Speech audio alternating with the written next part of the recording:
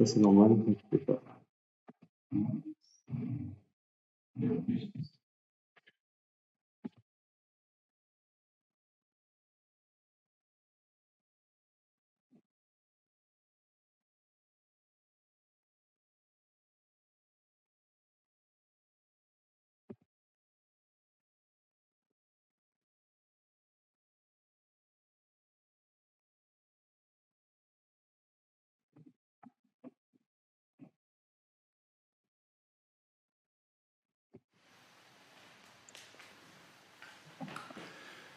Bonjour frères et sœurs, bienvenue pour ce deuxième enseignement du temps de retraite autour du premier vendredi du mois. Nous sommes en direct depuis le sanctuaire de Paris-Monial et plus particulièrement depuis la maison des Chapelains. Hier, vous avez entendu l'enseignement qui précédait l'heure sainte avec le père Jean-Dolphe Fax, plutôt sur l'aspect biblique. Et au cours de l'heure sainte, nous avons médité les mystères douloureux, donc qui nous a donné à parcourir déjà un peu la Bible. Et aujourd'hui, je vous propose tout d'abord de nous mettre sous la protection de Saint Joseph et d'évoquer avec vous la lettre apostolique du Saint-Père, le pape François. Donc je ne vais pas inventer quoi que ce soit, je vais me faire le pauvre interprète, porte-parole de ce que le Saint-Père a merveilleusement écrit et de ce que ses prédécesseurs avant lui ont dit. Prions Saint Joseph. Au nom du Père et du Fils et du Saint-Esprit. Amen. Je vous salue, Joseph. Dieu vous a enrichi de grâces si abondantes. Vos bras ont porté le Sauveur enfant. Vos yeux l'ont vu grandir. Vous êtes béni entre les hommes. Et Jésus, le fils de votre épouse virginale, est béni. Saint Joseph, élu pour être père du Fils unique de Dieu, priez pour nous pendant que nous demeurons ici-bas, au milieu des soucis de famille, de santé et de labeur, et veillez et veuillez nous secourir à l'heure de la mort. Amen.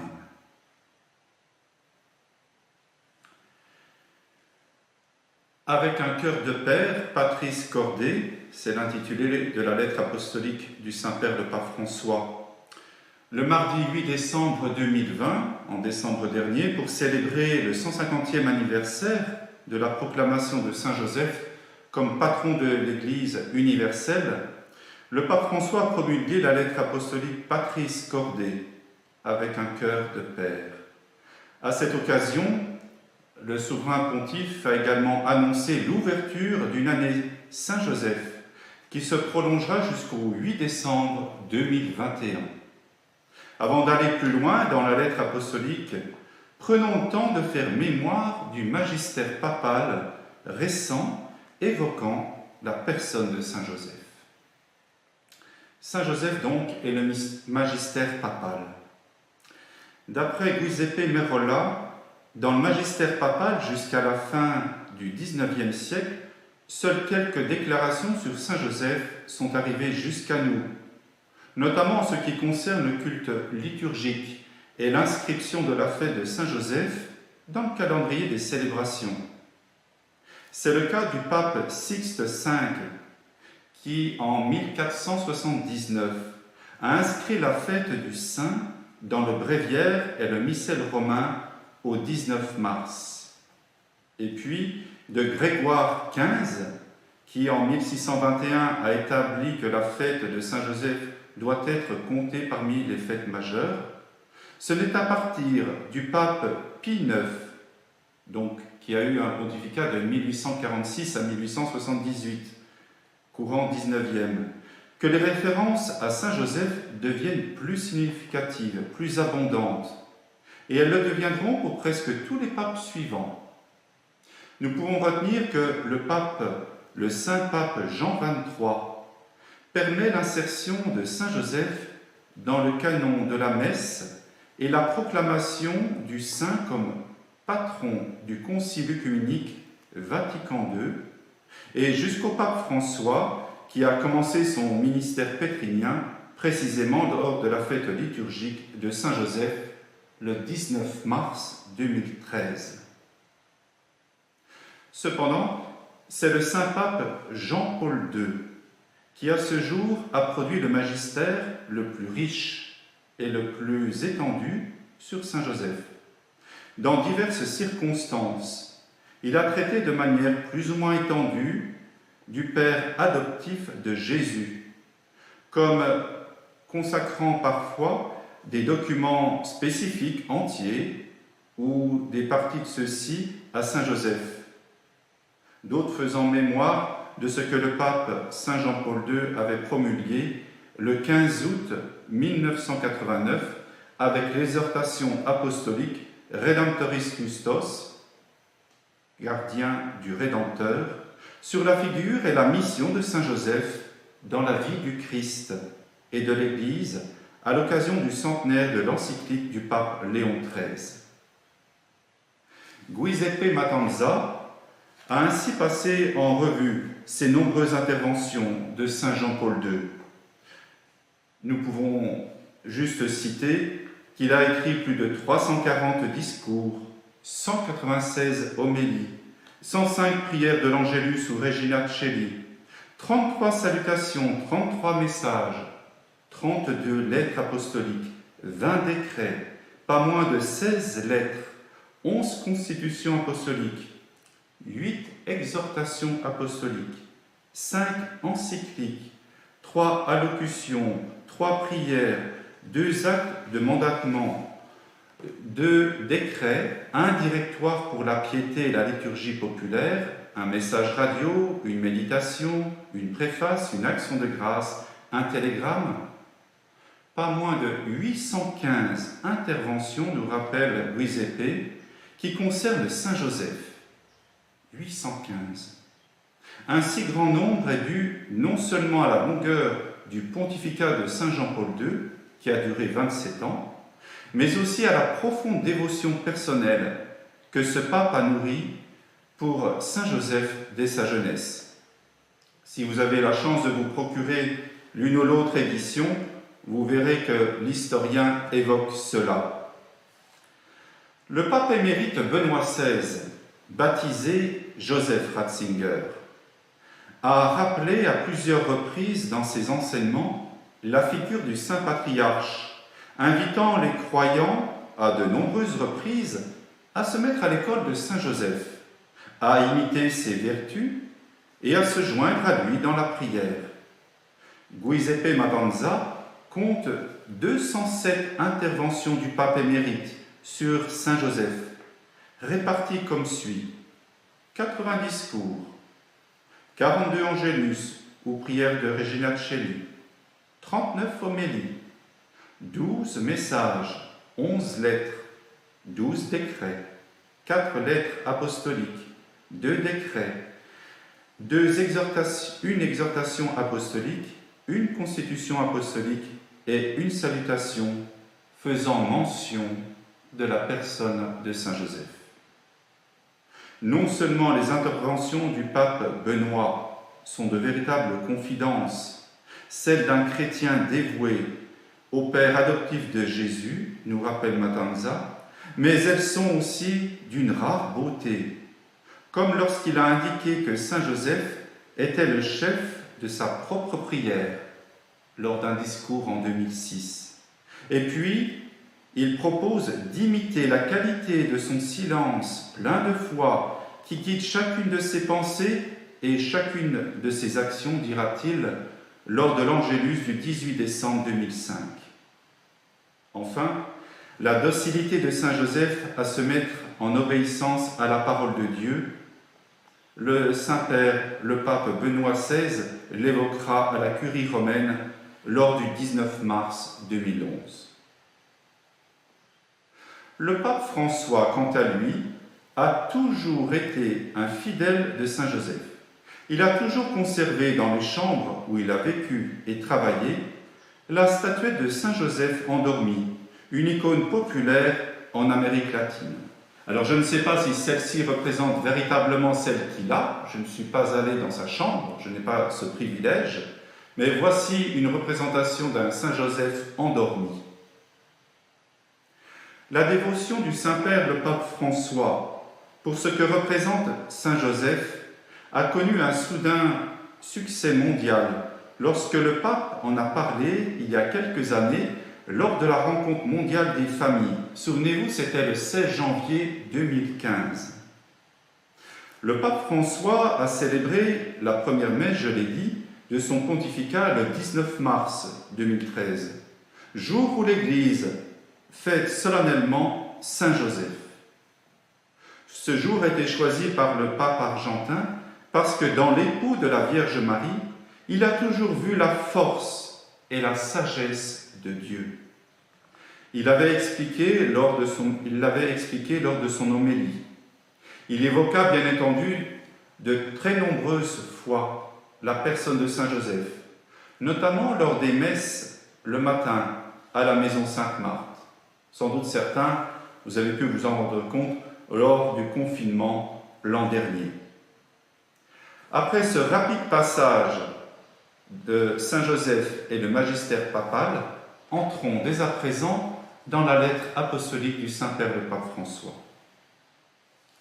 À l'occasion de ce 150e anniversaire de l'instauration de Saint Joseph comme patron de l'Église universelle, faite par le pape Pie IX, le 8 décembre 1870, le pape François place à nouveau l'Église et toute l'humanité sous la protection du Saint.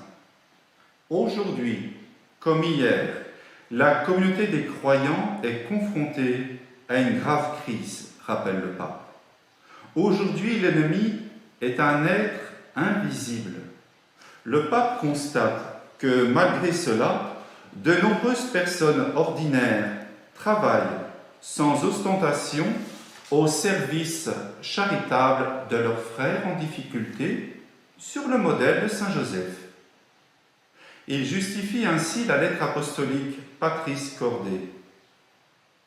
L'idée s'est développée pendant ces mois de pandémie, au cours desquels nous avons pu constater, au milieu de la crise qui nous frappe, que nos vies sont tissées et soutenues par des gens ordinaires, généralement oubliés, qui n'apparaissent pas dans les titres des journaux, ni dans la dernière émission, mais qui, sans aucun doute, œuvrent aujourd'hui de façon décisive.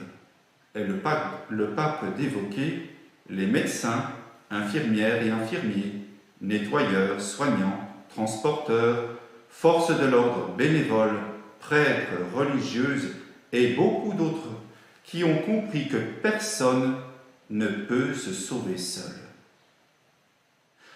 Combien de personnes font preuve de patience et donnent de l'espoir chaque jour en prenant soin de ne pas semer la panique? Combien de pères, de mères, de grands-mères, de grands-pères apprennent à nos enfants, dit le Saint-Père, par des petits gestes quotidiens, à faire face et à traverser une crise en adaptant leurs habitudes et en priant.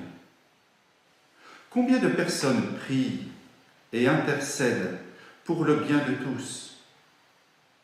Le Saint-Père l'a rappelé cela lors de son homélie, lors de son temps de méditation de la pandémie dernière, le 27 mars 2020. Et dans cette lettre apostolique, le pape François rappelle « Tout le monde peut trouver en Saint Joseph l'homme qui passait inaperçu, de la présence quotidienne discrète et cachée, un intercesseur, un soutien et un guide dans les moments difficiles. » Saint Joseph nous rappelle que tous ceux qui sont apparemment cachés ou en seconde ligne ont un rôle de première importance dans l'histoire du salut.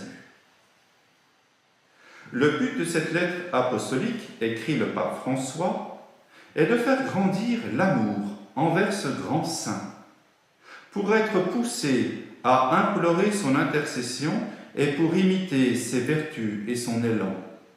En effet, la mission spécifique des saints est non seulement d'accorder des miracles et des grâces, mais d'intercéder pour nous devant Dieu, comme l'ont fait Abraham et Moïse, comme le fait Jésus, unique médiateur qui est auprès de Dieu Père notre avocat, toujours vivant pour intercéder en notre faveur, rappelle François. Les saints aident tous les fidèles à chercher la sainteté et la perfection propre à leur état. Leur vie est une preuve concrète qu'il est possible de vivre l'Évangile. Jésus a dit « Mettez-vous à mon école, car je suis doux et humble de cœur. » Et eux sont à leur tour des exemples de vie à imiter. Saint Paul a explicitement exhorté « Montrez-vous mes imitateurs », dit-il dans la première lettre aux Corinthiens au chapitre 4. Saint Joseph le dit donc à travers son silence éloquent. Père aimé, Père dans la tendresse, Père dans l'obéissance et dans l'accueil, Père au courage créatif, Père travailleur, toujours Père dans l'ombre.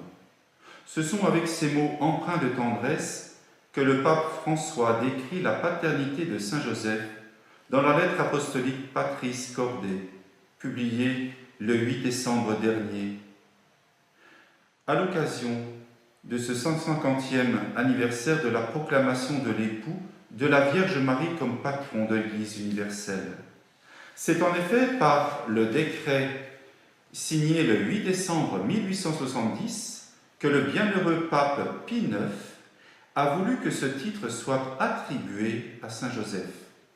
Et donc, pour célébrer cet anniversaire, le souverain pontife décrète une année spéciale dédiée au Père putatif de Jésus. La pandémie de Covid-19, écrit le pape François, nous fait comprendre l'importance des personnes ordinaires, celles qui, éloignées des projecteurs, font preuve de patience, insufflent l'espérance et veillent à créer une vraie co-responsabilité. À l'image de Saint Joseph, l'homme qui passe inaperçu, l'homme de la présence quotidienne discrète et cachée, et qui pourtant joue un rôle inégalé dans l'histoire du salut. J'évoque dans ce premier point de la lettre les trois aspects de Père aimé, Père dans la tendresse et Père dans l'obéissance.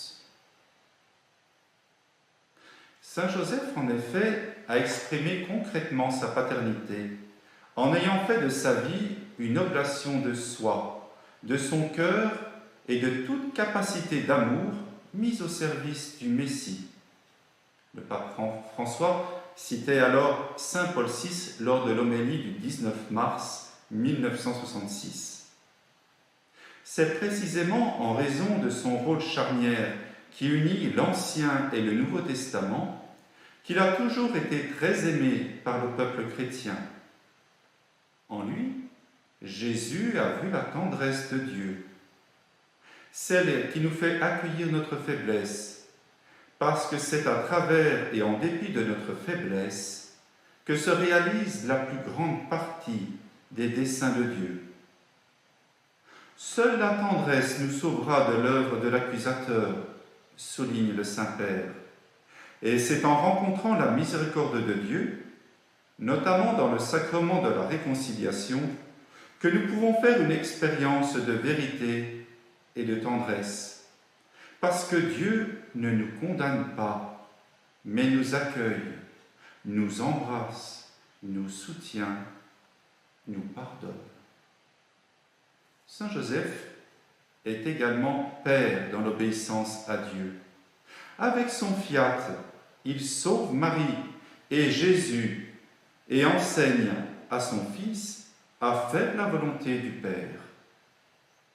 Appelé par Dieu à servir la mission de Jésus, il coopère dans la plénitude du temps au grand mystère de la rédemption et il est véritablement ministre du salut. Le quatrième aspect de paternité évoqué par le Saint-Père dans sa lettre Père qui accueille la volonté de Dieu et du prochain. Dans le même temps, Saint Joseph est Père dans l'accueil, parce qu'il reçoit Marie, sans condition préalable, un geste important encore aujourd'hui, en ce monde où la violence psychologique, verbale et physique envers la femme est patente, écrit le pape. L'époux de Marie est celui qui, confiant dans le Seigneur, accueille dans sa vie des événements qu'il ne comprend pas, laissant de côté ses raisonnements et se réconciliant avec sa propre histoire. La vie spirituelle de Saint Joseph n'est pas un chemin qui explique, mais un chemin qui accueille. Un chemin qui accueille. Ce qui ne fait pas de lui un homme passivement résigné pour autant. Au contraire, il est fortement et courageusement engagé, car avec la force pleine d'espérance de l'Esprit Saint, Saint Joseph a su faire aussi place à cette partie contradictoire inattendue, décevante de l'existence. Ce que Dieu dit à notre Saint, il semble répéter à nous aussi. N'ayez pas peur, parce que la foi donne un sens à tout événement heureux et triste, et nous fait prendre conscience que Dieu peut faire germer des fleurs dans les rochers. Non seulement Saint Joseph ne cherche-t-il pas de raccourcis, mais il affronte les yeux ouverts ce qui lui arrive en assumant personnellement la responsabilité.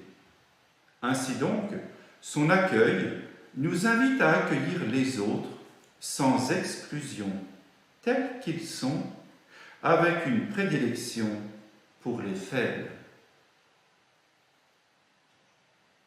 Cinquième point, cinquième aspect de la paternité, père courageux et créatif, exemple d'amour pour l'Église et les pauvres. La lettre apostolique Patrice Cordet met en lumière le courage créatif de Saint Joseph, celui que l'on rencontre dans les difficultés et qui tire de nous des ressources que nous ne pensions même pas avoir. Le charpentier de Nazareth, explique le pape François, sait transformer un problème en opportunité, faisant toujours confiance à la providence. Il affronte les problèmes concrets de sa famille, comme le font toutes les autres familles du monde, en particulier celle des migrants, écrit le pape François.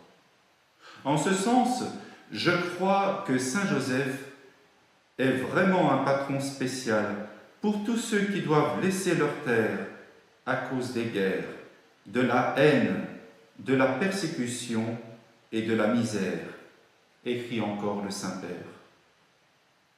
Gardien de Jésus et de Marie, Saint Joseph ne peut ne pas être le gardien de l'Église, de sa maternité et du corps du Christ. Chaque nécessiteux, chaque pauvre, chaque souffrant, chaque moribond, chaque étranger, chaque prisonnier, chaque malade est l'enfant que Joseph continue de défendre. Et de lui, nous apprenons à aimer l'Église des pauvres, écrit le pape. Sixième aspect de la paternité sur Saint Joseph, un père qui enseigne la valeur, la dignité et la joie du travail.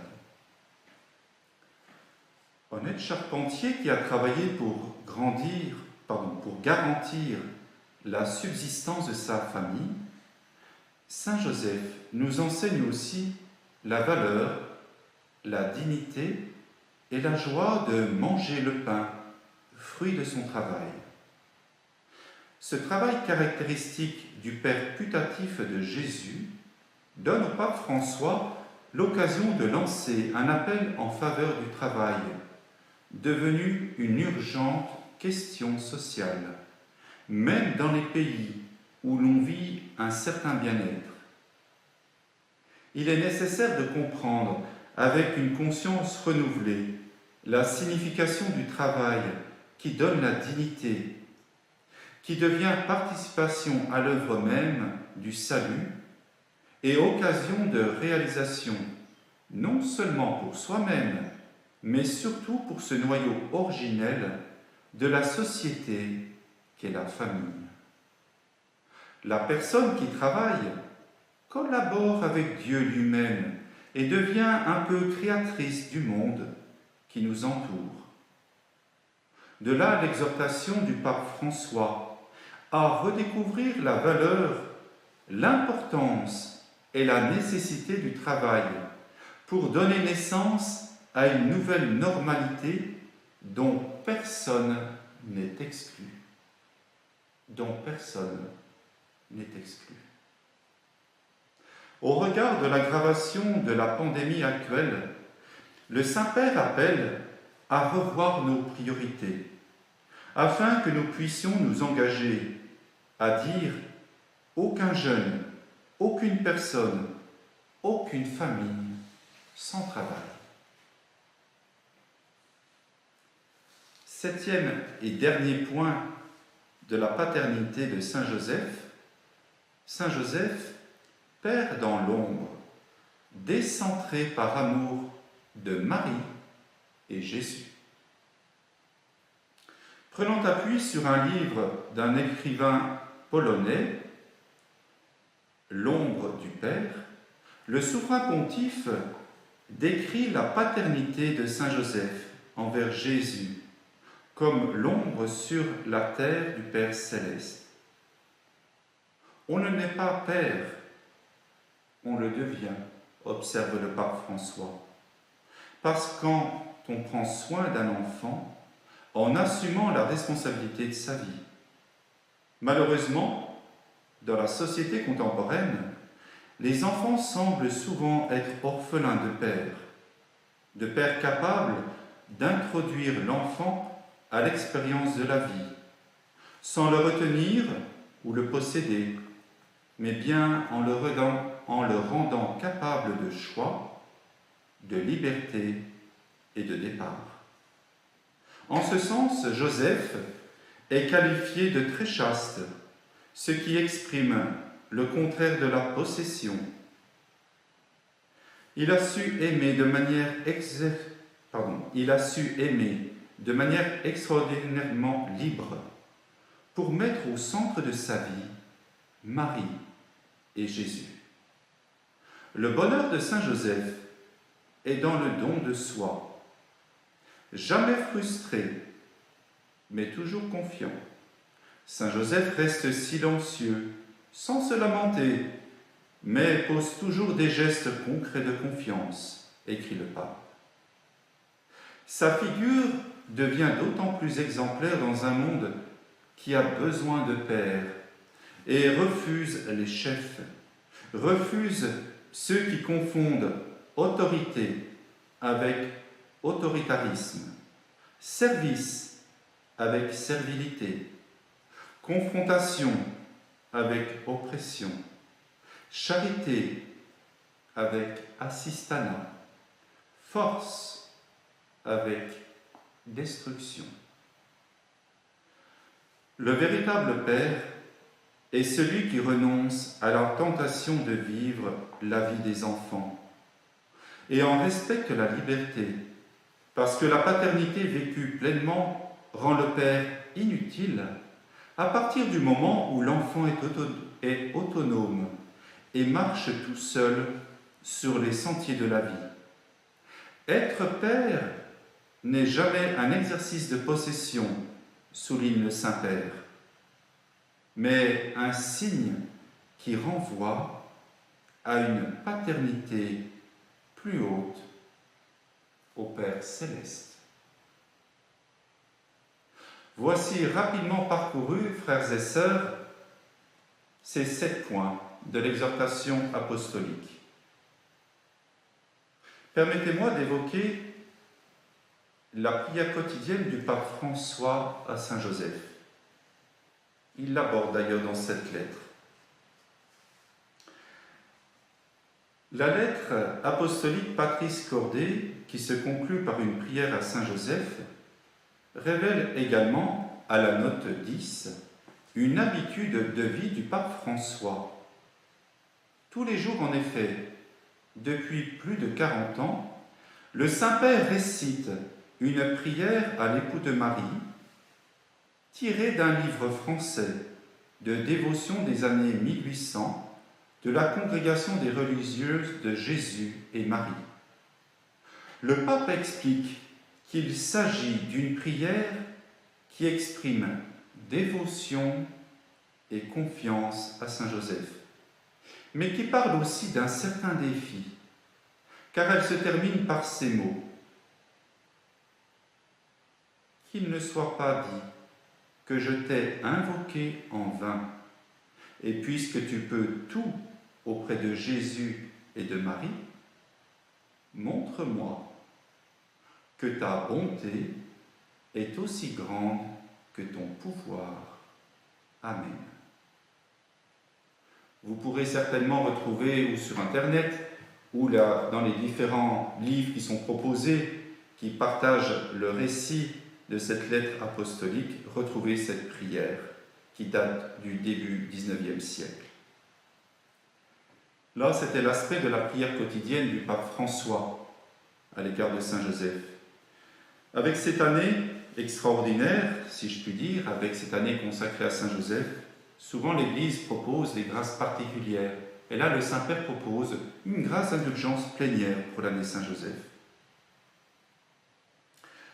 La lettre apostolique Patris Cordé s'accompagne donc d'un décret de la pénitencerie apostolique annonçant l'année spéciale de Saint Joseph, décrétée par le pape, et la concession relative du don d'indulgence spéciale.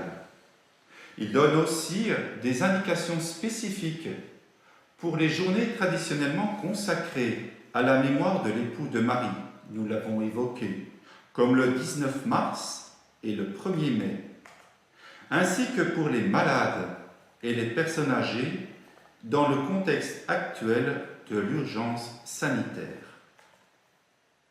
Le décret de la pénitencerie apostolique offre donc la possibilité jusqu'au 8 décembre 2021 de recevoir des indulgences spéciales liées à la figure de Saint Joseph, chef de la famille céleste de Nazareth.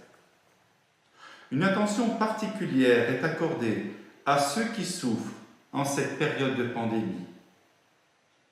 Saint Joseph, un trésor que l'Église continue de découvrir. C'est la belle image contenue dans le décret de la pénitencerie apostolique signé par le cardinal Piacenza, dans lequel la figure du gardien de Jésus est esquissée. Le pape François lui a consacré une année spéciale, 150 ans, après sa proclamation comme patron de l'Église universelle. D'où la décision de la pénitencerie, conformément à la volonté du pape, d'accorder l'indulgence plénière jusqu'au 8 décembre prochain aux conditions habituelles. La confession sacramentelle, communion eucharistique et prière selon les intentions du pape. Donc, cette année Saint-Joseph, une année pour méditer avec lui, avec Saint-Joseph.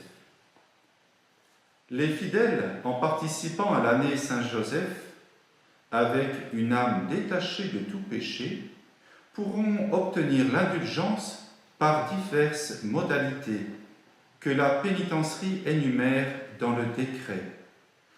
Ceux qui méditent pendant au moins 30 minutes sur la prière du Notre Père, ou qui participent à une retraite spirituelle, comme vous pouvez le faire par le biais des ondes en ce moment, même pour une journée qui comprend une méditation sur Saint Joseph, ces personnes pourront bénéficier de ce don spécial.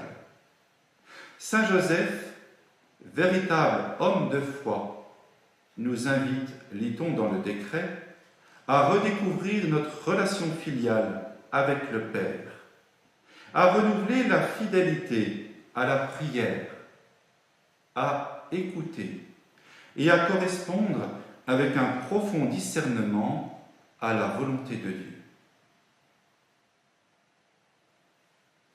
La miséricorde au nom du juste, qu'est Saint Joseph.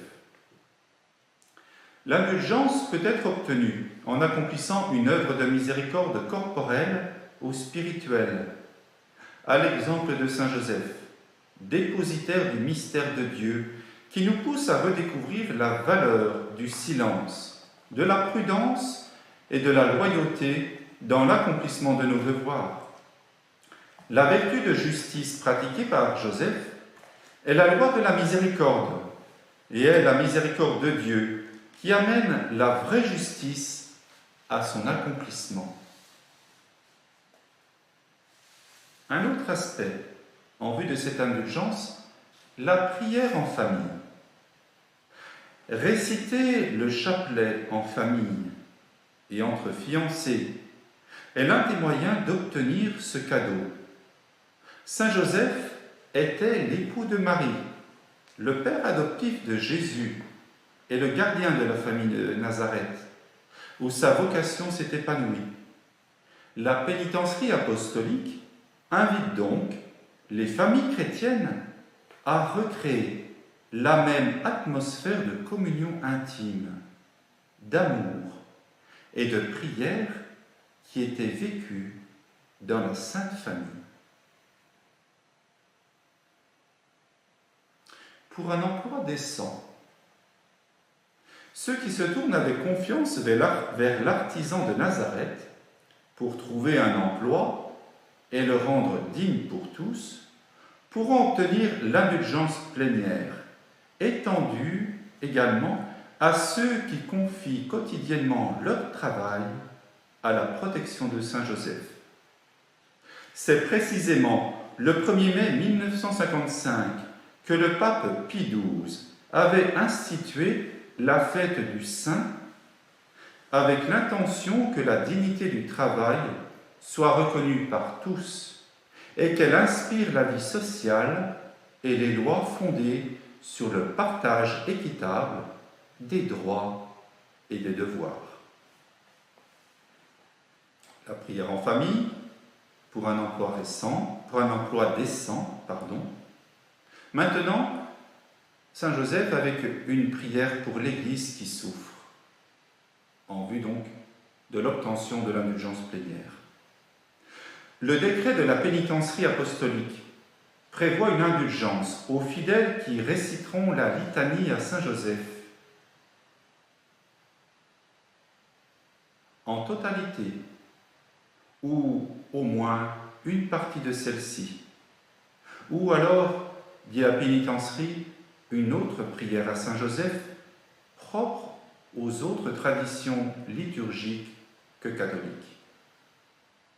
Prières qui sont donc en faveur de l'Église persécutée à Intra et à Dextra.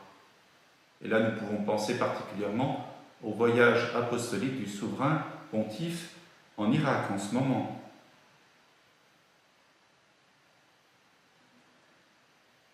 Un saint universel. Dans d'autres occasions d'obtenir l'indulgence plénière, sont toutes prières ou actes de piété légitimement approuvés en l'honneur de Saint Joseph, comme par exemple, explique la pénitencerie, à toi, ô bienheureux Joseph, en particulier les fêtes du 19 et du 1er mai, la fête de la Sainte Famille de Jésus, Marie et Joseph, le dimanche de Saint Joseph, là c'est pour la tradition byzantine, le 19 mars, ou le 19 de chaque mois, et chaque mercredi, comme nous pouvons le vivre particulièrement ici en la chapelle Saint-Jean, lors de la messe de 7 heures, où souvent nous confions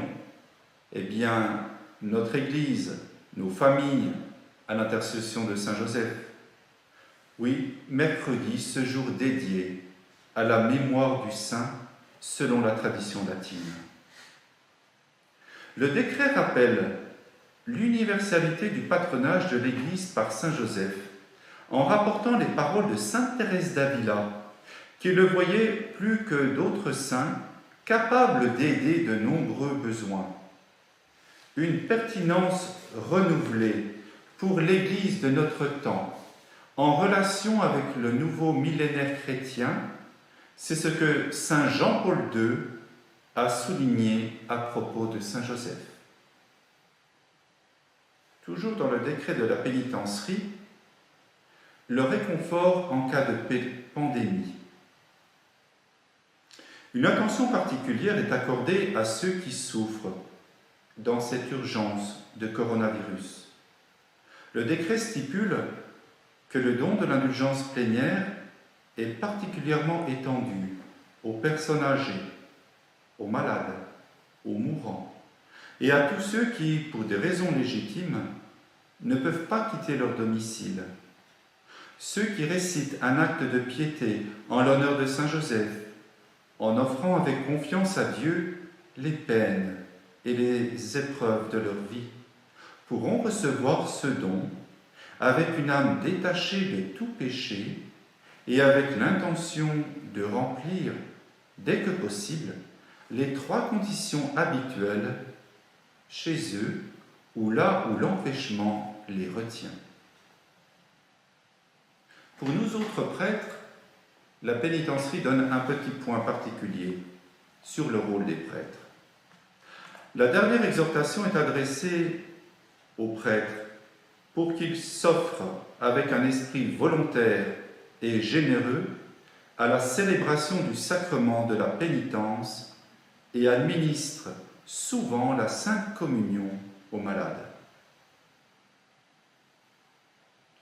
Pour terminer, et vous pouvez trouver cela dans la lettre apostolique du Saint-Père le Pape François, il nous rappelle que devant l'exemple de tant de saints et de saintes, saint Augustin s'est demandé ce que ceux-ci et celles-ci ont pu faire. Tu ne le pourrais pas? Et il a ainsi obtenu la conversion définitive en s'exclamant « Bien tard, je t'ai aimé, ô beauté si ancienne et si nouvelle. » Frères et sœurs, de même que nous avons commencé en priant « Je vous salue Joseph », terminons d'implorer le chef de la Sainte Famille de Nazareth. Implorons Saint Joseph pour toutes les grâces qu'il peut nous donner de conversion. Et cette prière, nous la retrouvons dans la lettre apostolique du Saint-Père le Pape François. Salut, gardien du Rédempteur, époux de la Vierge Marie. À toi, Dieu a confié son Fils. En toi, Marie a remis sa confiance. Avec toi, le Christ est devenu homme. Ô bienheureux Joseph, montre-toi aussi un Père pour nous et conduis-nous sur le chemin de la vie. Obtiens-nous grâce, miséricorde et courage, et défends-nous de tout mal. Amen. Saint Joseph, priez pour nous.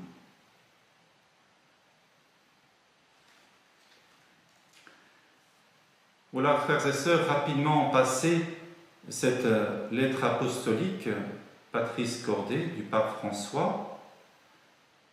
Vous pourrez bien sûr davantage méditer et surtout la lire. C'est vraiment quelques pages, c'est très court. C'est le mérite d'une lettre apostolique. Et vous le savez, avec l'écrit, la plume du Saint-Père le pape François, nous pouvons tous largement comprendre, accueillir ces mots simples, ces mots vrais sur la paternité de Saint Joseph. Nous allons nous retrouver dans un instant, si vous le voulez, tout à l'heure, en direct, du monastère de la Visitation, la chapelle des Apparitions, pour cette messe en l'honneur du Sacré-Cœur de Jésus en ce premier vendredi du mois, un mois particulier, mois du Carême, un mois particulier, mois de mars, mois de Saint-Joseph. Fraternellement, permettez-moi donc de vous inviter, comme nous y invite le pape François, si ce n'est pas encore le cas, à intercéder, à prier Saint-Joseph d'une manière ou d'une autre, chaque jour, comme nous pouvons le faire en direct souvent depuis la chapelle Saint-Jean, après la louange du matin. N'oubliez pas aussi que pendant ce mois de mars, le Saint-Père nous rappelle, et c'est son intention de prière, la grâce donnée par le sacrement de réconciliation, la miséricorde. Eh bien, puissions-nous en être tous bénéficiaires. Communion de prière depuis Parelmonial. Au revoir.